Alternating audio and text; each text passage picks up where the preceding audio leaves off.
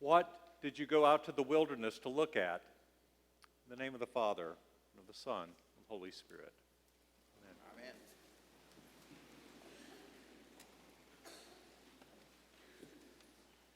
Where the Wild Things Are was not the original title of the award-winning children's storybook that was written and illustrated by Maurice Sendak in 1963.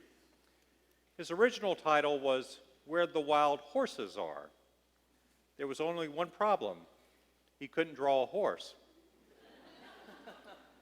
So he decided instead of horses, he would substitute monsters.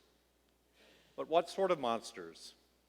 Maurice first thought of griffins and gargoyles, but they would be borrowed monsters because they didn't come out of him.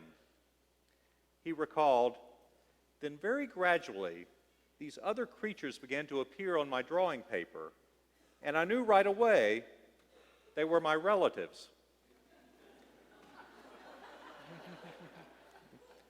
They were my uncles and aunts.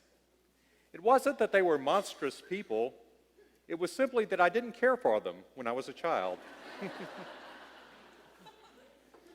Because they were rude, and because they ruined every Sunday. They pinched us and poked us and said those tedious, boring things that grown-ups say like, "You're so cute, I could just eat you up." My sister, my brother, and I sat there in total dismay and rage.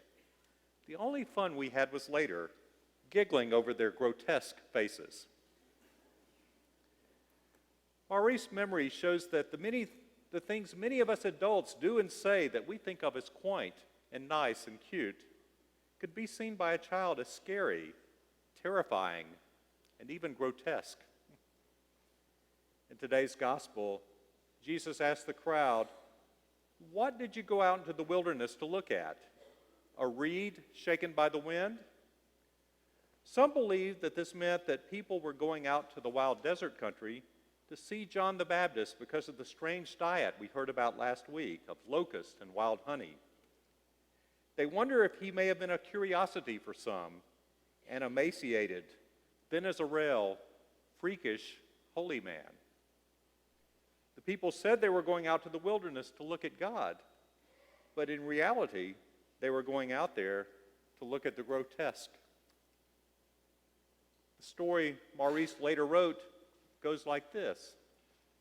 Young Max wore his wolf suit and got into all sorts of mischief until his mother called him Wild Thing.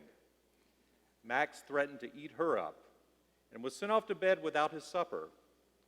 That night, a forest grew in his room, then an ocean tumbled by, and Max boarded a boat and sailed off through night and day and in and out of weeks to where the wild things are.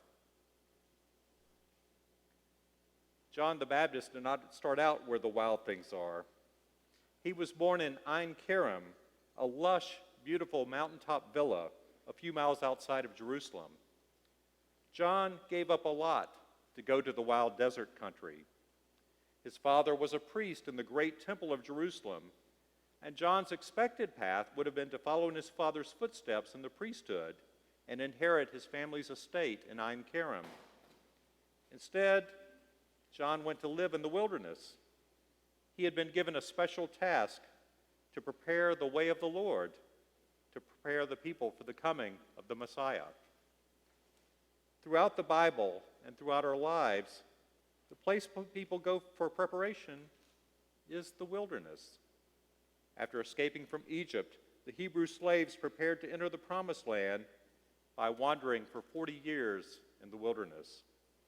Jesus himself prepared for his public ministry by encountering temptations for 40 days in the wilderness. A way to look at this season of Advent, in fact, a way to look at our whole Christian journey, is to see it as a pilgrimage. Pilgrimage is not just traveling to a place or traveling aimlessly through life. In pilgrimage, the journey is just as important, perhaps more important, than where we're going. Pilgrimage is a pathway that opens our heart to change as our heart finds its true home.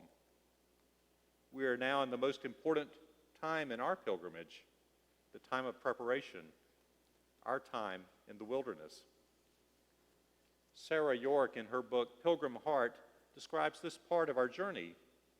The pilgrim knows that there is no growth without inner confrontation, no promised land without time in the wilderness, no mountaintop that cannot be reached without first going through the valley of the shadow of death.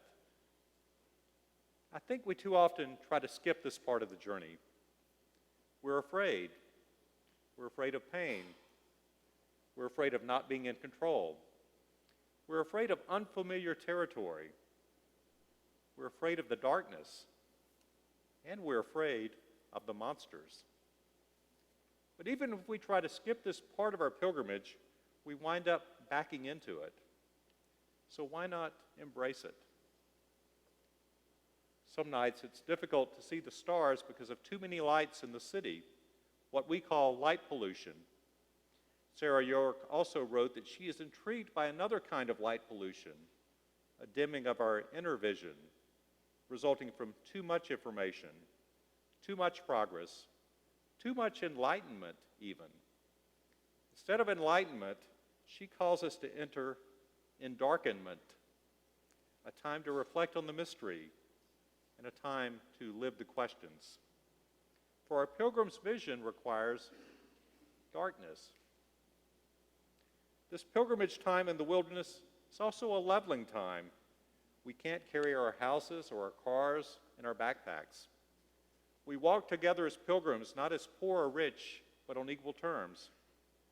Our identity is not defined by what we have, but by who we are at our very essence, and our openness to even that essence being changed. In the children's storybook, Max arrives in the land of the wild things. Maurice Sendak illustrated these wild creatures with incredible imagination. They are scary looking, yet they have human and playful qualities. After all, they were patterned on his relatives. If you look closely, you will see that one of them has human feet. When Max arrived, the wild things gnashed their terrible teeth and rolled their terrible eyes and showed their terrible claws. But Max tamed them by telling them to be still as he stared into their eyes without blinking once. They made Max king of the wild things, even though they gave him the power to rule them and to send them off to bed without their supper. Max was lonely, and he wanted to go home. Notice how he tamed the monsters. He stared at them and said, "Be still."